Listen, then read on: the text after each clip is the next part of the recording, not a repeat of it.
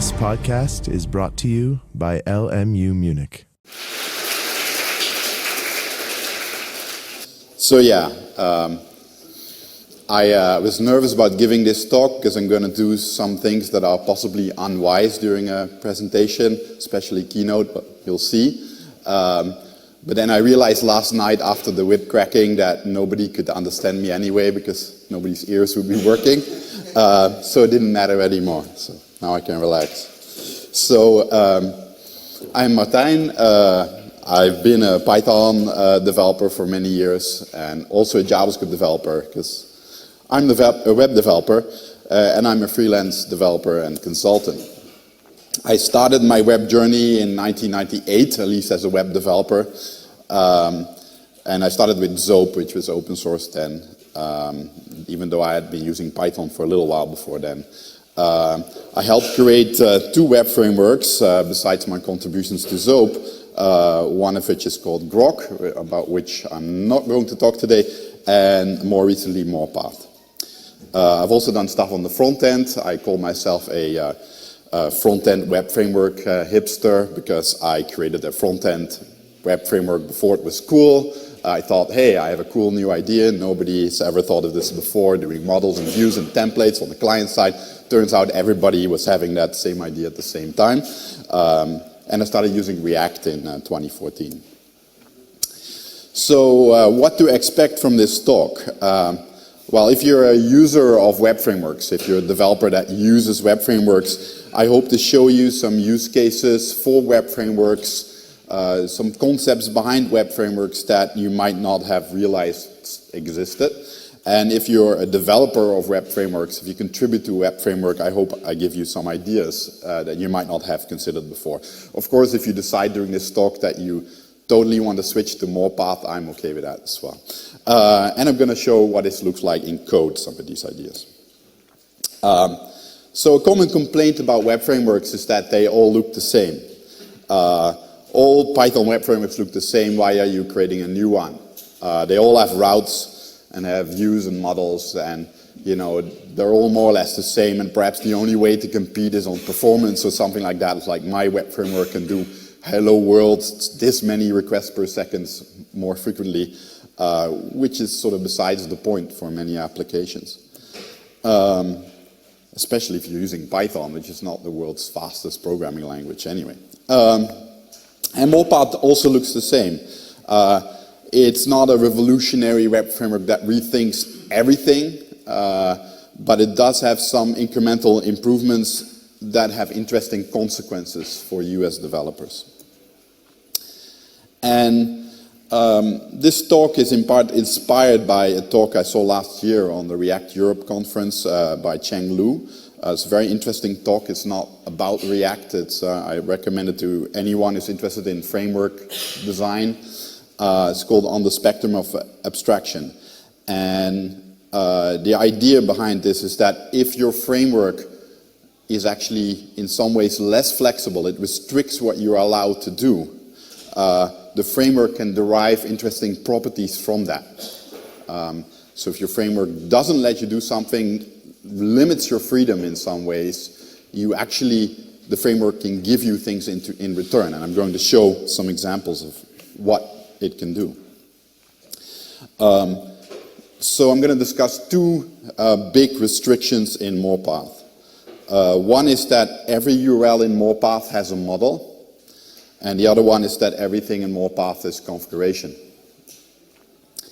So let's discuss every URL as a model first. So let's first look at sort of the way most web frameworks do this. This is science fiction code. It's not any particular web framework, but this is how it could work.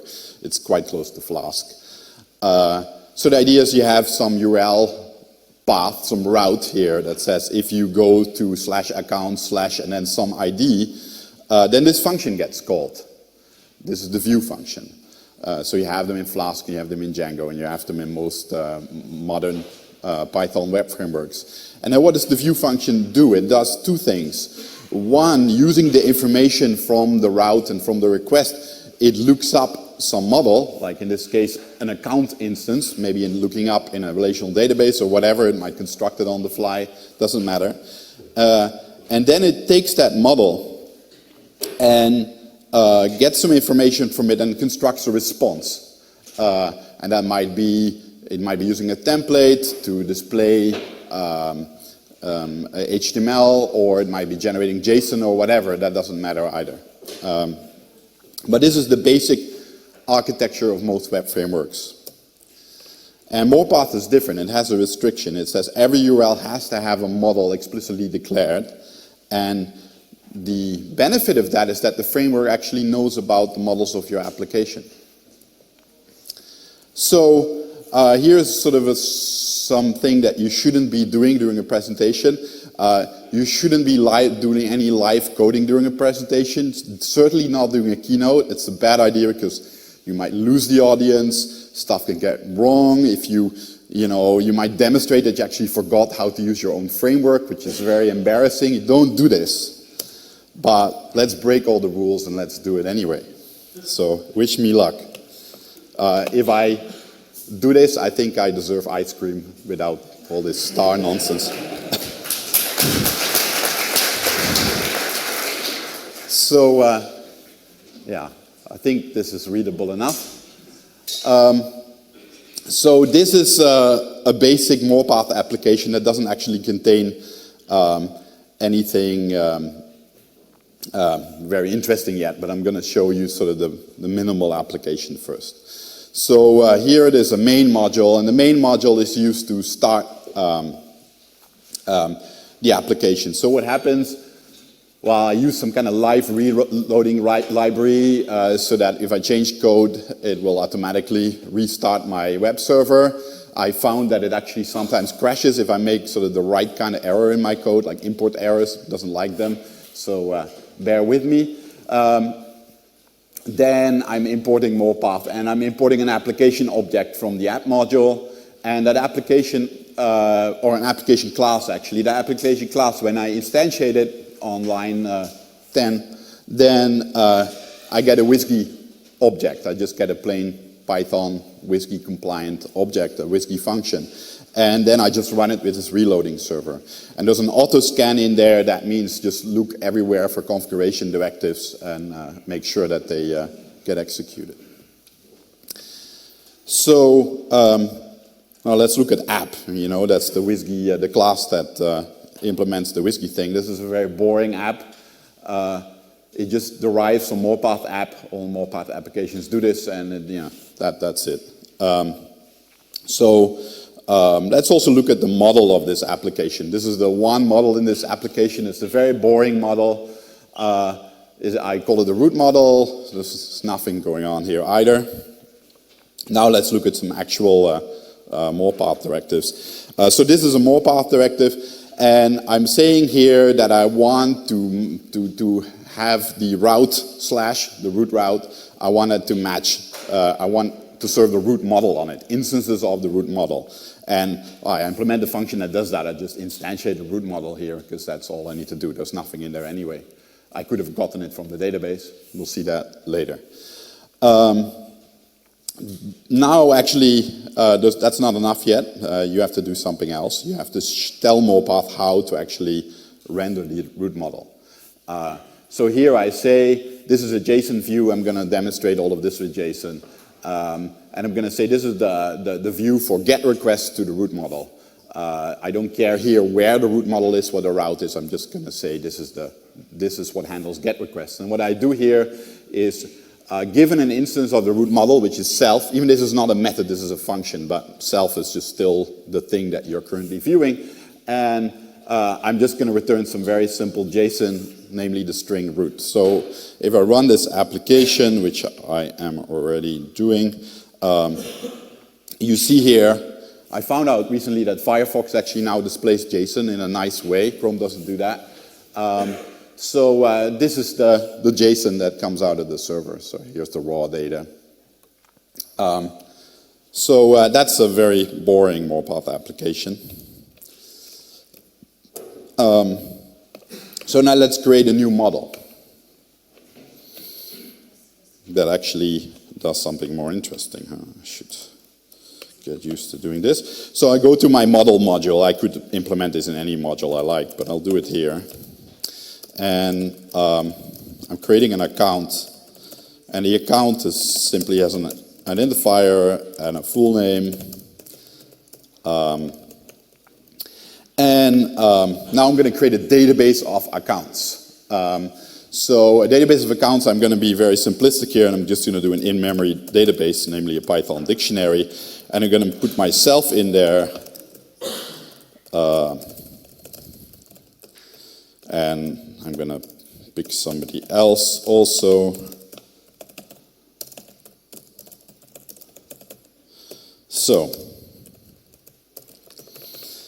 So now I have a database with 2 accounts. It's a very simple database, but you can imagine this is a relational database or whatever. It doesn't really matter for this demonstration. So now that we have that,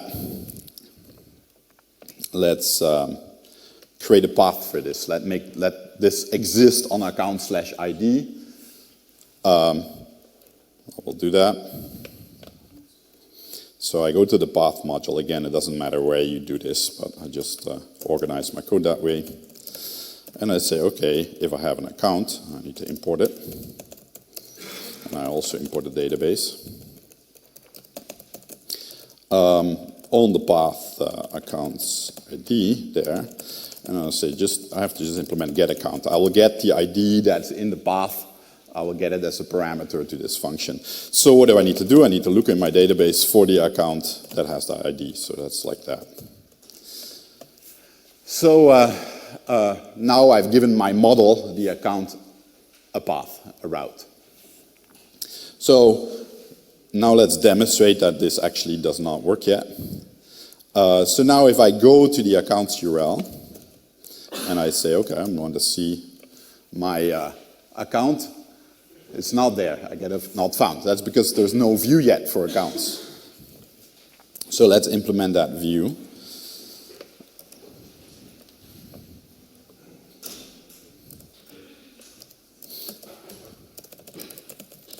So here I'm going to just implement the default view for account implementing a GET request. Oh wait, I shouldn't be doing it in this module. What am I doing? Let's do it here, next to the view for the root. Should import it here as well.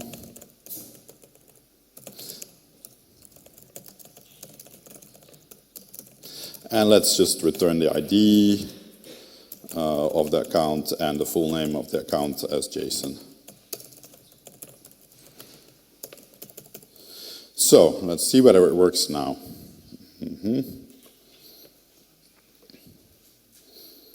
It already reloaded. So now if I go to to my account on this site, then I'm getting my information. So now it works.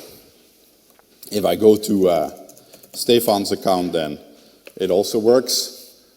And what's interesting is that if I go to an account that doesn't exist, I get a 404 not found. Now that's one property you actually get for Morepath. Like in most web frameworks that route directly to the view, well, in all web frameworks around directly to the view, there's no knowledge about the model not existing, because that's all hidden in your view function. So if you do this with Django or with Flask, you will have to remember, okay, I need to get this from the database. If it's not there, I have to raise some kind of exception, or at least return a 404 not found error. And that's easy to forget. And if you forget your web service is ugly or your website is ugly, because you will get a 500 internal server error, which is not really what's intentional. And some web frameworks like Django solve this by having a get object or 404 function, and that does help. You can still forget it or apply it when you're not writing web code. And it mixes the concerns of the database and the web, which is kind of ugly. So in Morepath, you get this 404 behavior for free. If the path function returns none, which is kind of normal for a database query, then you get a 404 error.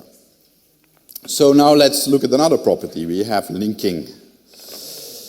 So I'm going to make a link in here.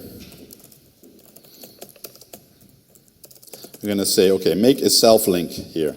So link the account to itself.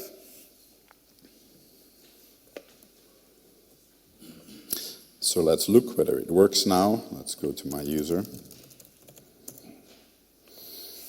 And now it has figured out the link. So I didn't need to remember the name of the route. I didn't need to give my route names. I already have the class after all. And if I link to an instance of that class, Morepath can figure out what path it has because it knows about models. And I don't have to remember to put in like, oh, my route has like ID in there, so I need to supply it with an ID when I construct the link. I can just link to self, in this case, to an instance of account, and it will just make a proper link and figure out where to get the ID itself, because it understands that. So, oh wait, I should also make another link. This is a kind of a boring link, a self-link, but I can also make this one work. To make this happen, let's say the root has a get accounts function. Now the root model is starting to do something useful. So here I say, okay, get all the accounts, just get the values out of the database. Now I can extend the root view to do something more interesting. I can say, okay, request link account for account in self get accounts. So like that, just a simple list comprehension. And then if I go to my root view, it will hopefully work. Yeah, so we're getting 2 links because the framework knows about models. You have to do a bit of extra work first, but then you get this nice property. Now let's talk about view reuse. So let's imagine we have a commercial a special subclass of account, which is our commercial account. And we're not going to do anything special with it. We're just going to use it. We're going to add it to the database. Let's say we have some kind of startup, and it's super secret, and it's going to, I'm just adding it to the, as a commercial account to our database. So now if I go to the, if I go here, wait, why am I doing it wrong?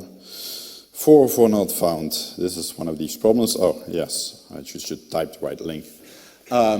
So it just works. So even though I now have a subclass, Morepath knows about models and knows about subclassing, so it will just apply that view. Since I haven't specified a more specific view for commercial accounts, I have one for account, but commercial is a subclass. Morepath knows this, and it will just make this one work as well.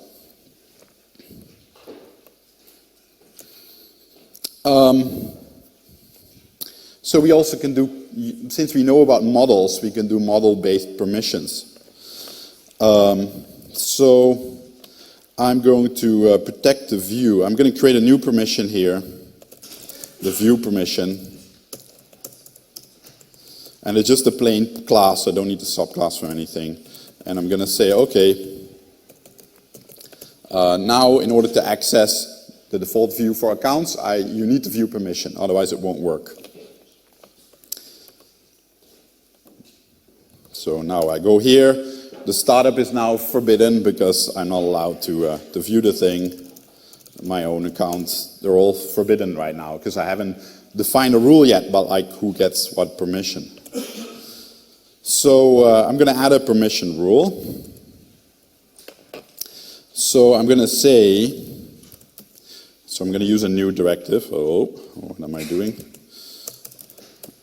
Permission rule. I'm going to use a new directive and say, okay, to view accounts with the view permission, and if you have the public identity, this is to do with the authentication system, identity, can view account, and I'm getting here the identity, the model, and the permission instance. So now I'm defining a permission rule, and here I need to say, okay, when does somebody have the view permission? I'm going to say you have the view permission unless you're the commercial account, then nobody can view you. So I can do that. Model, this is just the instance, commercial. So I need to import that. Probably my web server just crashed. Let me verify that. No, it restarts. I wonder why not. Oh yeah, see, this is what I expected. Yeah, so I'm still forbidden. That's not correct. Did I write my permission rule wrong? Yeah, now I have it the wrong way around. If you're not an instance of commercial, then you should have the view permission. So yeah, it works. I can see myself, but I cannot see the startup anymore.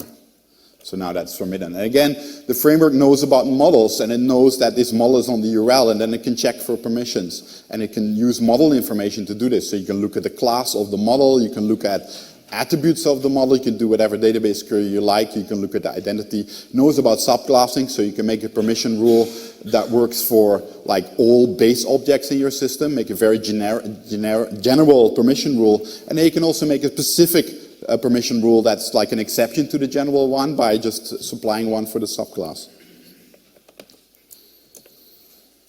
So let's move on to the other restriction.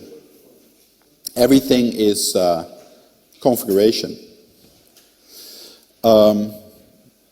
So what is configuration in this context? Well, framework configuration is a way to influence the behavior of the framework for the purposes of an application. So the framework offers some features, but they might be different depending on what application you're building, and you can configure that. And as an example, let's examine configuration in Django. So configuration in Django is in many different places. It's in the settings.py file that contains information about what Django apps are to be loaded, what template language to use, what's the database configuration, etc. Then you have URLs.py that are typically configured per Django app. So that contains information about the route map. Then to define a new Django management command, you need to add a module to a special package. You need to just add files to a special directory and it will pick them up. You can also configure Django by subclassing some kind of base class and then putting in some, filling in some class attributes or using class meta. So there's a lot of different ways to configure Django here. And in most web frameworks, configuration is evaluated during import time. Like if you import a module in Django or in Flask, it just executes the configuration and the configuration ends up in registries. Flask does have a nice feature called Blueprints that can defer configuration. You can add configuration to a blueprint and then apply it, then it doesn't get executed yet, and then you apply it to an application object, and then it gets executed. So you can reuse configuration, so that's nice. But in Morepath, like Zope3 or Pyramid, it's not the only framework that does this. Everything is configuration.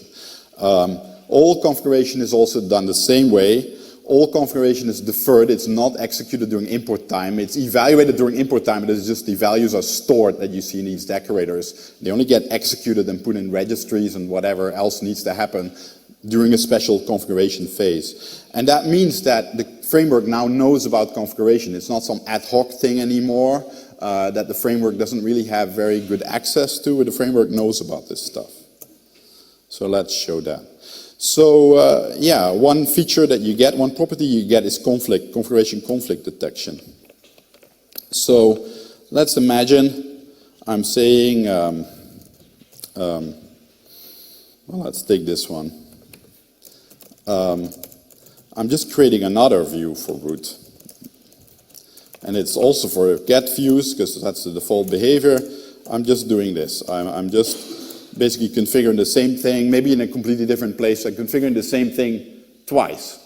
Well, that's, you know, the framework can't really figure out what's going on then. So if I do that, then Morepath will give you an exception. And I don't know whether you can read it, but it says, you know, there's a conflict error, and the conflict error is between line 5 and line 10 in this module. So it says, you know, I can't figure this out. I'm not going to guess. So you don't have to worry about what overrides what in that case, because you just can't do it that way. And that's because configuration is deferred. So let's remove this broken code.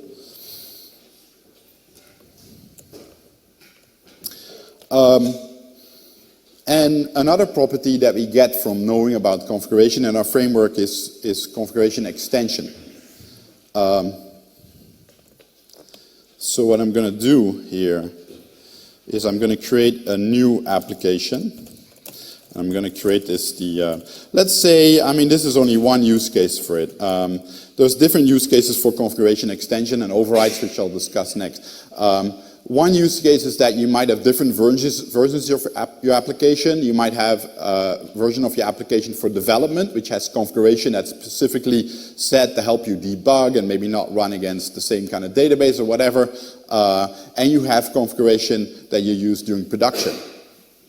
And maybe the production configuration allows you to send emails or something like that, while the development configuration should not. In Morepath, you can create such a development version of your application just by subclassing the application. And now I have a new application, and I can start using it.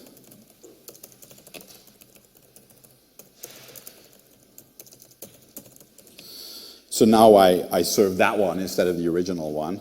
The original one is still there, it hasn't changed. And then let's see whether it still works. Well, yeah, this one is still forbidden, of course. And here we're getting this. So now we have a subclass of the application that's just like Python subclassing. It behaves exactly the same way. But now we're going to make some modifications. So I'm going to add an additional view here for the root model. And this one will be a named view. So it has a different URL. Let's say that only during development we have this special settings screen or something like that. So I've added this view here. So now I should see this view exist in my application as an addition to the normal behavior. So let's go there. And yeah, we have our settings thing. So if I were to mount the original application, it wouldn't be there. But now I'm running the development application, so this view is there.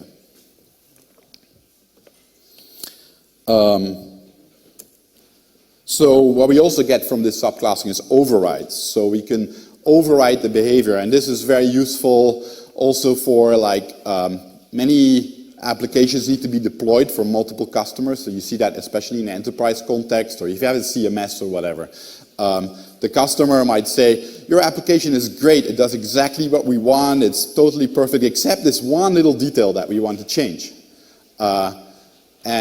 But your other customers don't want this changed, right? So then it's convenient to be able to make a special version of the application that just overrides this one bit for this one customer while the core application still behaves the same way. So let's override this view here. So now I'm going to use my development application. And I'm going to say, okay, and now I can actually repeat myself here. I can actually register this override here without getting a conflict. So let's see.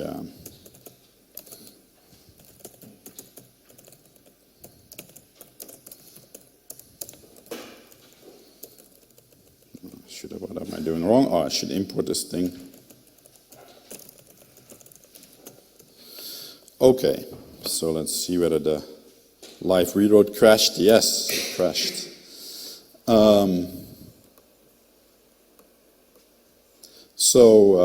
What did I want to show now? Oh yeah, the override of the... So if I go... Whoa, what am I doing wrong? Oh, typing my own last name wrong. That doesn't help. Okay, so now we see this overridden view. So if you were to mount the original application, it hasn't changed. We haven't modified it. We've just subclassed it and overridden it, just like you can do with a method in Python. But it works this way for all the configuration in Morepath. And then a final interesting property you get from everything is configuration is well, it's not the final property. This is that you can have multiple isolated applications in the same runtime that have completely separate configuration. So I'm gonna have to do a bit of coding here. So first I'm going to create, I'm going to pretend we're some kind of code hosting site like GitHub, and we have repositories. And I'm just going to create a repository class, and they have an ID and a description.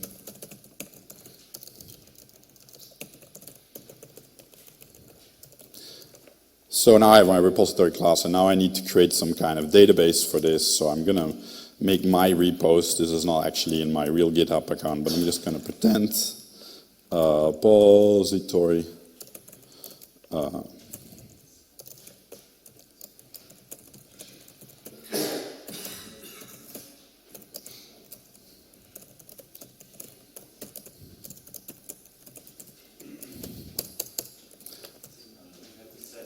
Am I doing something wrong?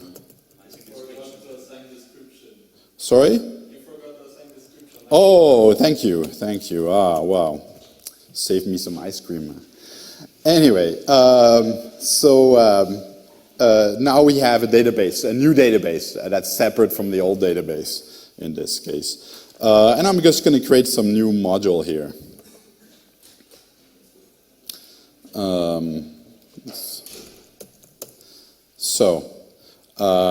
And in this thing, I'm going to import Morepath, and I'm going to create a new repo app.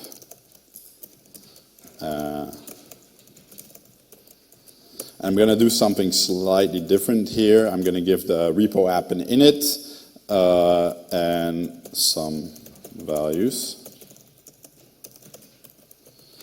So we have a new application, and now we're going to add a path to it so we can actually expose the repo. Repo app path. And then, well, let's put it on ID here. And then we want to, of course, import the model that we're going to put on the path.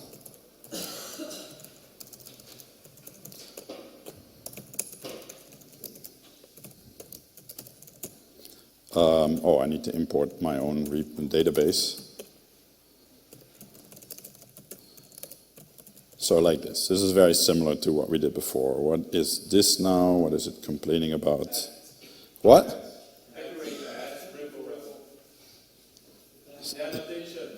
Oh, yes, that sign. That's useful if you want to write a decorator. Exactly. Thank you. Yeah, without your help.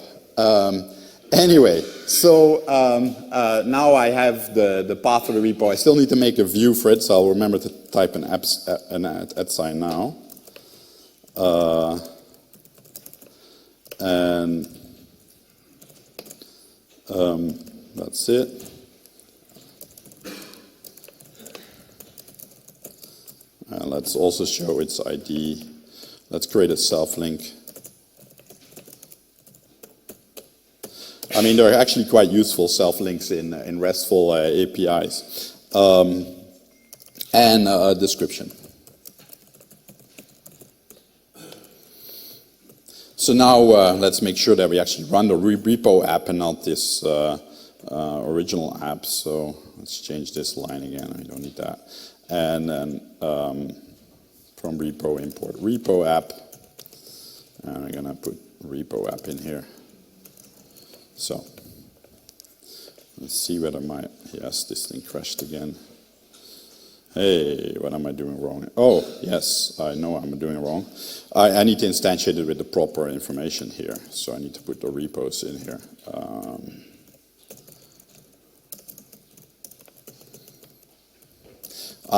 And I did something wrong here. I was a bit too simplistic here. I actually wanted to show another feature here. I can also get this information from the app. So I don't actually need to import Faassen repos here because I'm making sure I pass it in here. And then what I can do is app repos get ID, like that. So now let's try our repo app. You crashed again. Oh, okay. Oh, I typed it, got it the wrong way around. Faassen repos, and I'm trying to import repos Faassen. That's not going to work.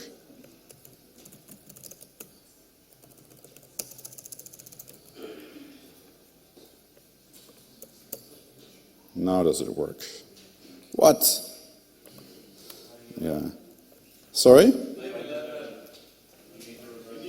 Oh, yes, that's useful too. Thank you. I'm losing ice cream points here. I mean, I only assigned myself ice cream points, so I don't think it works that way, but whatever. Okay. But you're all getting ice cream points from me. So now let's look whether I can actually see my my thing. So now I'm running a completely separate application. The original application with its own configuration is still there, but I'm running this one. And I'm having Morepath here, and I'm having rock here. So that's nice. And then we're going to show composition.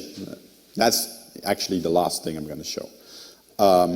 So I'm going to run the main application. So you can compose different applications that are separate together with Morepath. So I'm going to run the original application here again. I don't need this stuff anymore. So I'm just running the original application, so the accounts. And then imagine GitHub, I mean the URL hierarchy is not exactly the same, but you have accounts, and then each account has its own repository. So let's first model that. So I'm going to change the account a bit so that it gets some repos.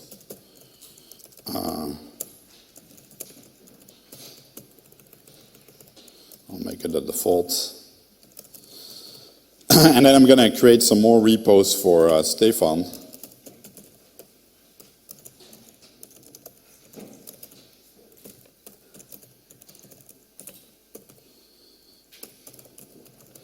So I'm going to give myself my own repos, and then I'm going to have these repos here. So now I've made a database. Oh, I did something wrong. Oh, yeah, I shouldn't call it that. I've made a database a little bit more sophisticated, so now I have relations between things. But if you have a large application, it might make sense to develop these applications like a repository management application and perhaps a wiki application and an issue tracker application separately from each other. And then you know, you can just worry about that bit, and then you mount them together into a larger application. So let's show how that works. So here, I'm going to use another new directive. So I'm going to mount the repo app onto the app. So I need to import it from repo, import repo app. And I need to give it a path. So let's give it the path accounts ID, and I want to mount it under here and then under repositories like that.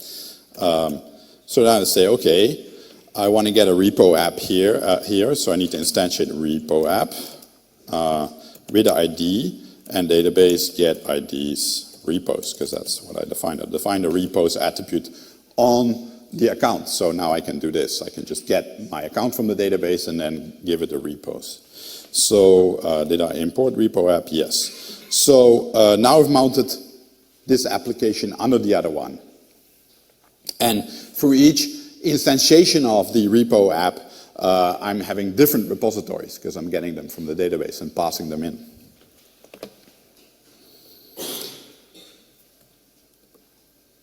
So let's see whether I can make that. So this doesn't work anymore now because I'm not routing. Oh, I crashed the site apparently.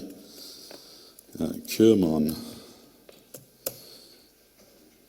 Yes. So this won't work anymore because I'm not running the repo app separately anymore. I've mounted it onto the root app. But our root app is the same as it was. And then if I go to, well, let's go to my first repositories, Morepath, then it's mounted. So I'm now in a different URL. You can see it there because I included the self-link. So I say, okay, the repositories app is now mounted under the root app. So the URL structure knows about this. And I can go to Stefan's account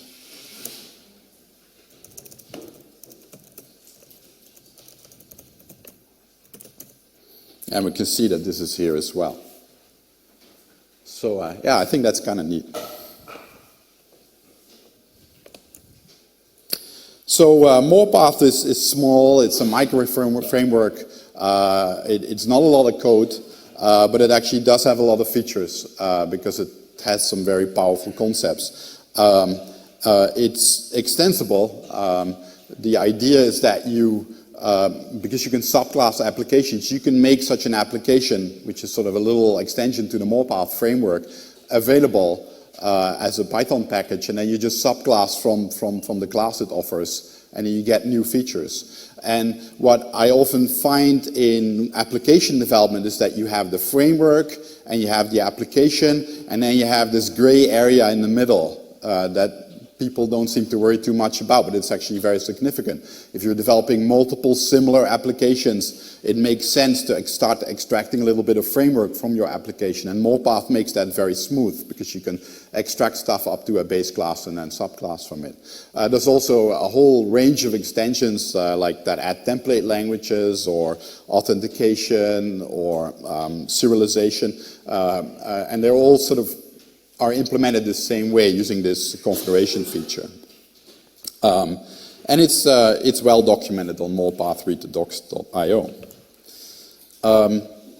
So conclusions. When you create or choose a framework, think about the restrictions that framework actually makes you, imposes on you, to see and think about the properties that you get from those restrictions. Morepath has this routing restriction. Every route has to have a model. That means actually that if you have a collection, like root is, you have to create a new class for this that's not in your relational database. But that actually makes sense anyway. It makes sense to create a collection class even in a web framework that doesn't do this, because it's a better factoring of your code. Managing the collection is different from just views.